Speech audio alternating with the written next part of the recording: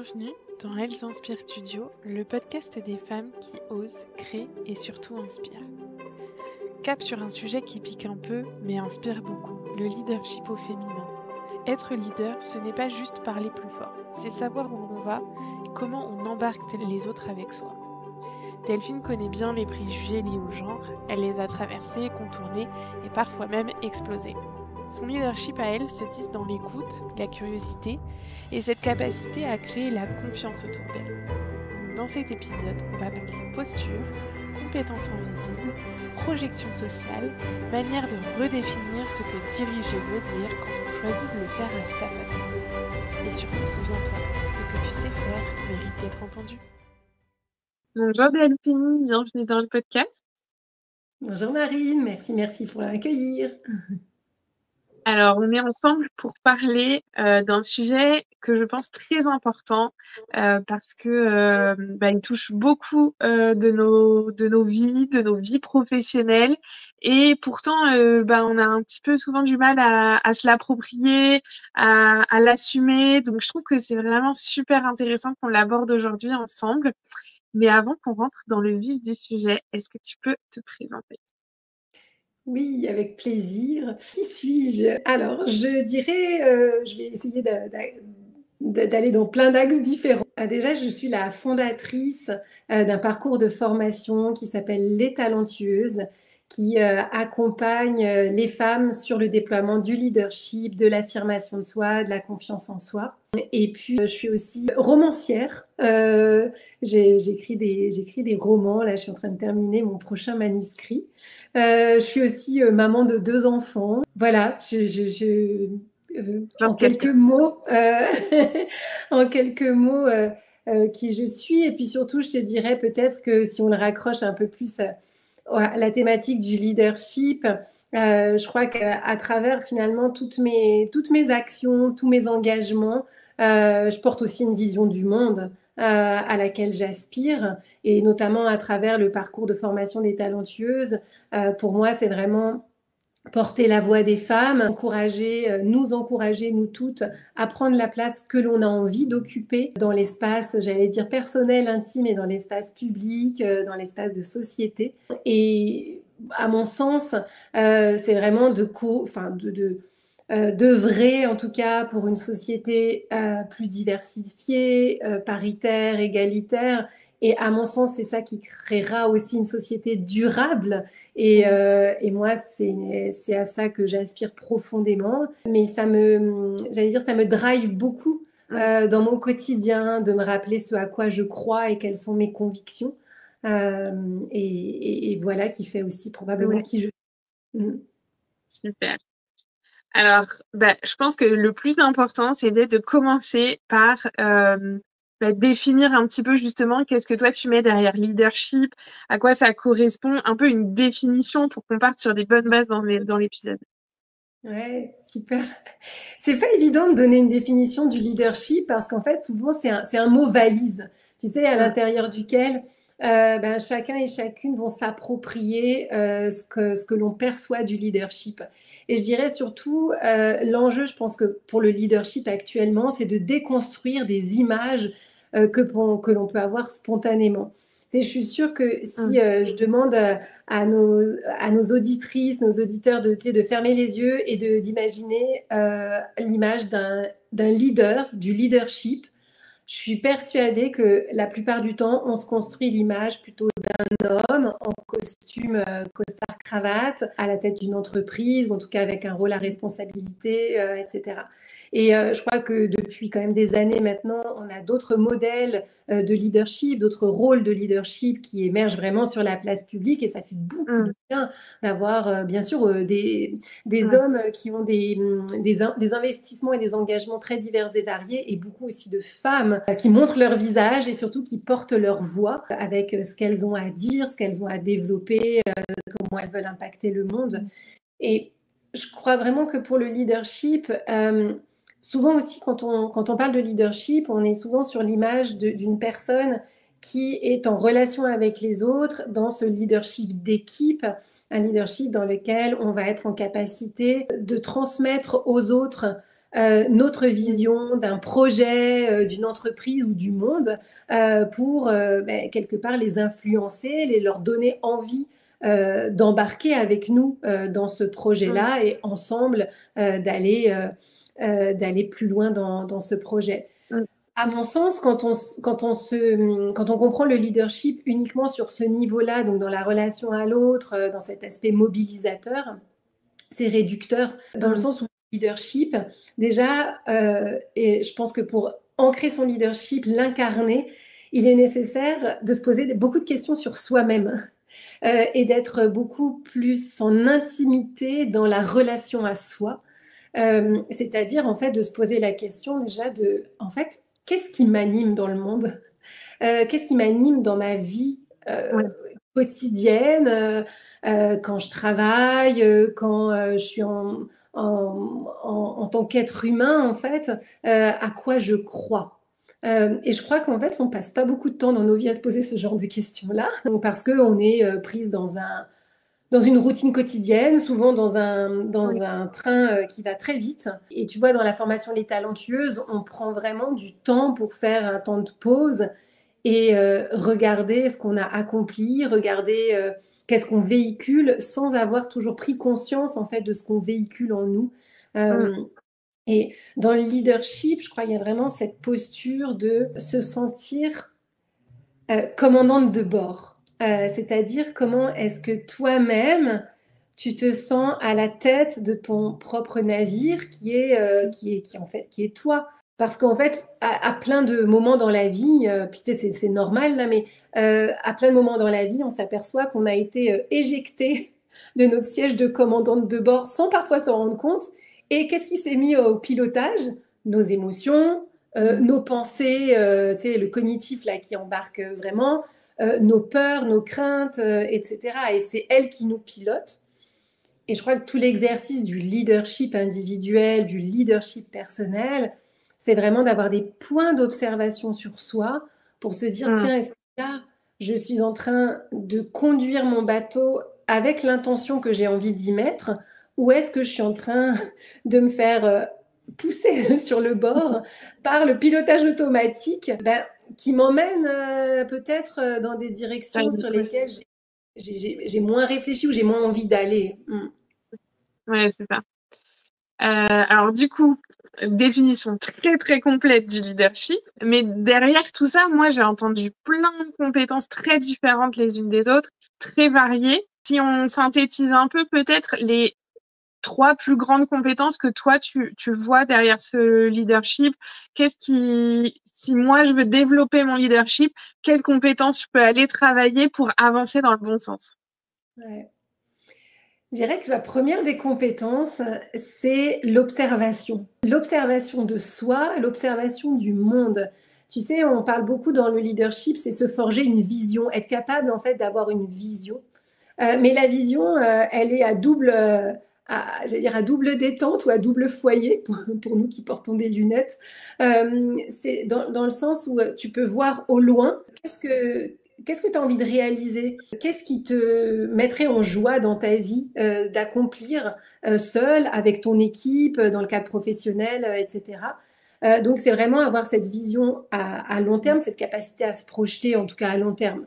Hein, ça peut être sur les 6 prochains mois ou la prochaine année. On n'est pas obligé d'avoir un plan sur 10 ans. Hein. Et en même temps, c'est la vision de près. Qu'est-ce qui se passe aujourd'hui dans mon écosystème à moi et dans mon écosystème de tous les jours qui fait qu'il y a des choses qui me portent et des choses en tout cas qui me contrarient ou sur lesquelles j'adhère moins. Et donc c'est vraiment cette capacité d'observation du monde et de soi-même pour être, je crois, en meilleure compréhension, en meilleure connaissance aussi de soi. Et ça demande des compétences et des habiletés de sincérité, d'honnêteté, de transparence sur soi-même, un peu radical. C'est un exercice sur lequel on est je trouve, peu rompu en fait. Hein, on va facilement se trouver des excuses, se mettre des œillères, accuser le monde entier de tout ce qui peut clocher. Bien sûr, on peut reprocher beaucoup de choses au monde ou à certains comportements dans le monde, mais en tout cas en le ramenant à soi aussi. et moi en tant qu'individu, comment je me comporte, etc. Donc je dirais vraiment la capacité d'observation est très importante pour moi dans le leadership, en tout cas selon moi, l'idée que je m'en fais. Et je te dirais, il y a une autre compétence qui me semble super, super importante, c'est la curiosité. La curiosité de soi-même. Tiens, mais en fait, quel genre d'être humain je suis et comment est-ce que j'ai évolué, comment j'ai envie d'évoluer. On en revient toujours à mon système à la fois de croyance, mais aussi de conviction. Et puis la curiosité pour les autres, en fait. Comment fonctionne l'autre? Et parce que la plupart du temps, l'autre fonctionne sur un GPS qui est différent du mien. Et c'est ça qui crée parfois de l'incompréhension, des frictions, on ne se comprend pas, où j'ai envie de dire que vraiment l'autre est débile. Et c'est ça qui crée finalement dans notre quotidien, si on le ramène à un quotidien de vie professionnelle, ou je veux dire personnel et familial, c'est ça qui crée aussi des tensions. C'est le fait de ne pas comprendre sa propre cartographie et de ne pas comprendre la cartographie de l'autre. Donc voilà, nourrir cette curiosité et observer l'être humain sur toutes ses coutures, je crois que c'est deux piliers importants dans les compétences du leadership. Ouais, super. Pour se raccrocher un petit peu à ce que tu as dit au début, l'image qu'on peut se représenter comme ça un peu avec nos idées préconçues du leadership, il y a aussi peut-être pour moi cette fausse représentation de le leader, il est tout seul. Il y a cette solitude un petit peu qui va avec parce qu'il faut être devant et embarquer les gens derrière nous. Mais du coup, il y a comme un espèce de sentiment de solitude autour.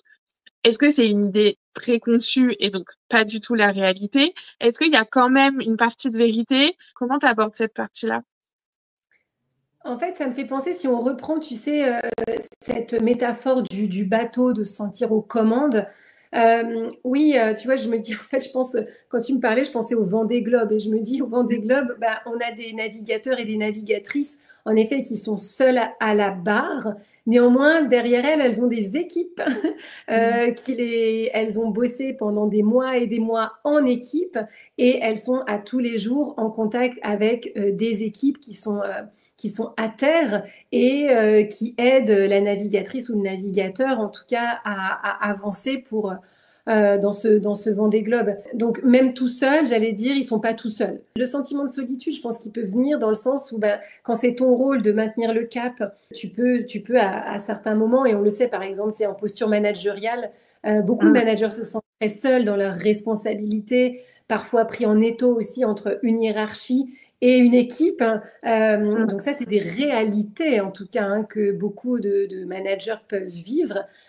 Néanmoins, je pense qu'il y a une façon de faire vivre son leadership managérial, justement, pour être en capacité de vraiment aller s'appuyer, s'épauler sur les forces présentes qui ont envie de contribuer et de ne pas se croire j'allais dire Dieu en son royaume, mais plutôt vraiment de s'entourer des meilleures personnes. Tu sais, on dit souvent un bon leader, c'est quelqu'un qui a su s'entourer de personnes meilleures qu'elle, en fait, parce que c'est ça qui va aider le bateau à aller encore plus loin. Il me semble que ça fait du sens de voir les choses comme ça. Et du coup, pour raccrocher un peu justement tout ce que tu as dit au début avec le sujet de ce mois qui est le leadership au féminin, comment est-ce qu'on casse un petit peu cette représentation très masculine qu'on a dans les idées préconçues et dans l'inconscient collectif du leadership qui est forcément masculin? Comment est-ce qu'on casse ça pour embarquer le leadership féminin, pour se l'approprier aussi en tant que femme et assumer de pouvoir avoir cette capacité de leader? Comment toi, tu raccroches tout ça? Moi, ce que j'aime beaucoup travailler, par exemple, avec des personnes qu'on accompagne, des femmes qu'on accompagne, c'est d'aller chercher, en fait, mais autour de toi, qui sont les femmes que tu trouves inspirantes, que tu admires par leur prise de position, leurs activités, etc. Et ça peut être, je veux dire, une chanteuse, une femme politique, une femme d'affaires, ça peut être ta collègue. Ça peut être ta grand-mère, ça peut être ta mère, je ne sais pas. En fait, tu peux vraiment aller piocher dans tout ton univers, des gens que tu ne connais ou que tu ne connais pas, mais peut-être qu'il y a des personnes que tu suis sur les réseaux sociaux, etc. Et tu te dis, bah, en fait, tiens, ces femmes-là, elles ont osé des choses dans leur vie. Il y a des moments, elles ont été peut-être courageuses.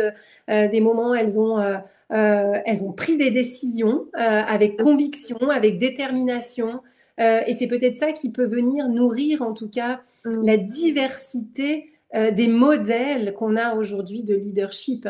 Je sais qu'aujourd'hui, on essaye de beaucoup valoriser ces modèles féminins, ces rôles modèles, comme on les appelle, notamment auprès des plus jeunes générations, tu vois, des petites filles, mais aussi des petits garçons, en essayant de diversifier et de rendre aussi, j'allais dire, la visibilité sur des femmes qui ont été beaucoup invisibilisées dans les inventions du 18e, 19e siècle, 20e siècle, en fait, hein, de redistribuer les palmes à qui de droit. Et je trouve que c'est très emballant, en tout cas, de découvrir voilà, des portraits de femmes dans tous les domaines de la société et à quoi elles ont œuvré et comment on les a invisibilisées aussi.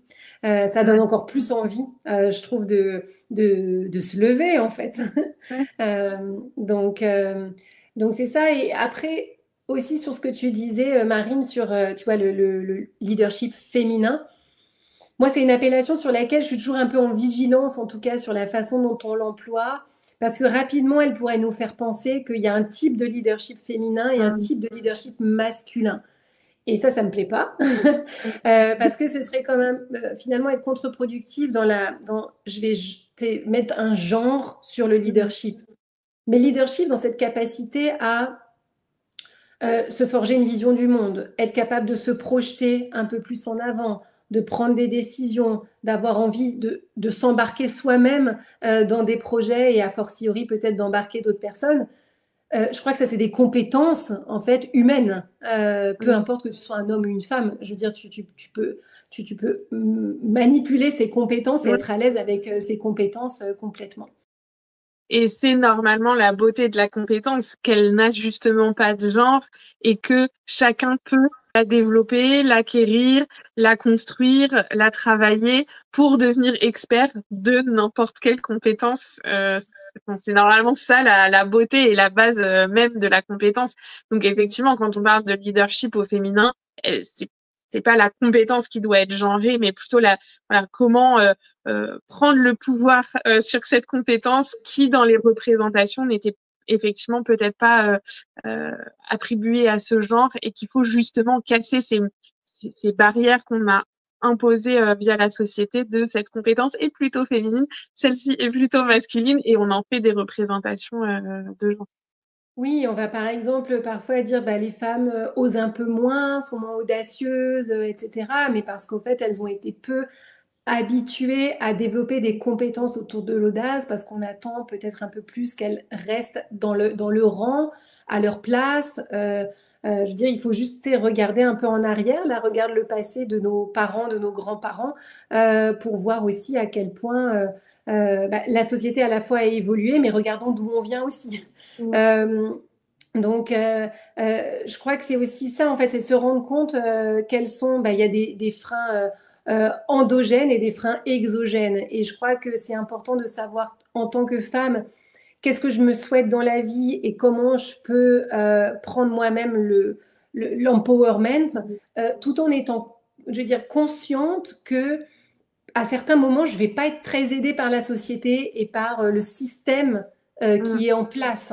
Et donc, il y a une responsabilité, j'allais dire, collective de société et il y a une responsabilité individuelle. Mais je crois qu'il faut toujours faire attention à ne pas se dire c'est juste la société qui est responsable ou c'est juste l'individu qui est responsable parce que non, il y a un écosystème global sur lequel on peut en tout cas avancer. En tout cas, moi, c'est ma conviction et mon souhait global.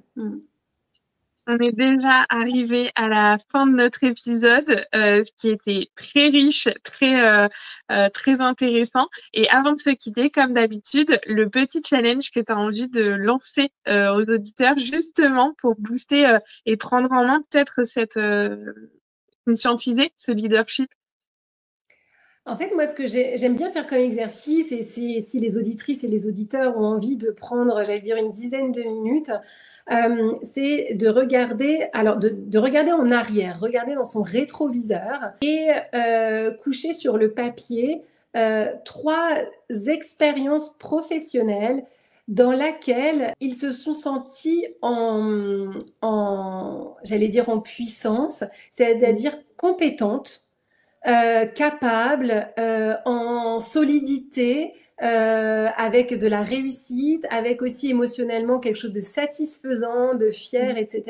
Je pense qu'on a toutes et tous vécu des moments dans notre vie professionnelle où on trouve qu'on a assuré.